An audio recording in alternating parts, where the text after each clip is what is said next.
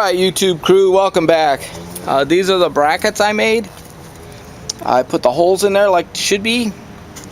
I'm not going to make anything permanent right now. I'm going to weld them later. So once I square up everything, I'm just kind of checking fit. Over on the other side, you can kind of see what I'm doing.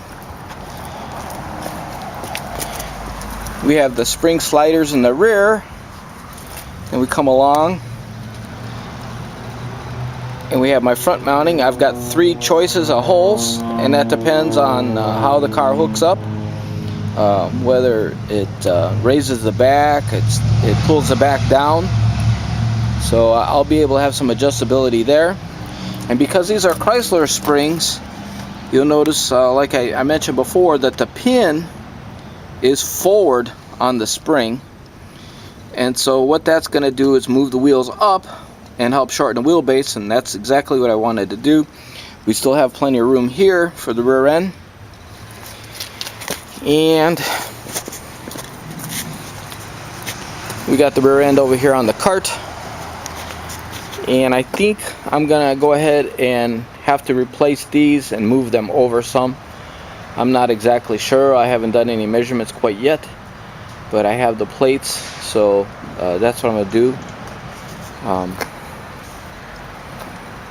It's fairly easy to cut them off, and you have to grind them all down, but that's in the plans.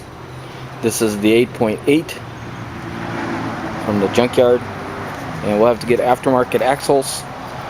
And luckily enough, you take the drums off, it's got brand new brakes in the back, so it's pretty lucky to get some new stuff out of the deal.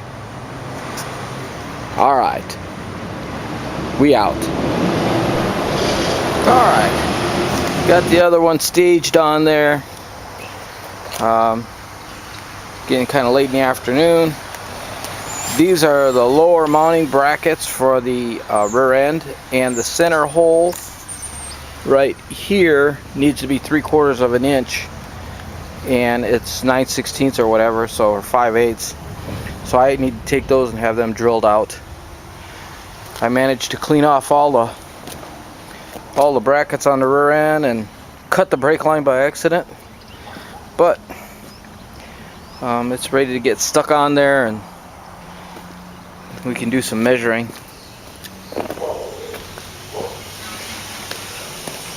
A pretty nice day today.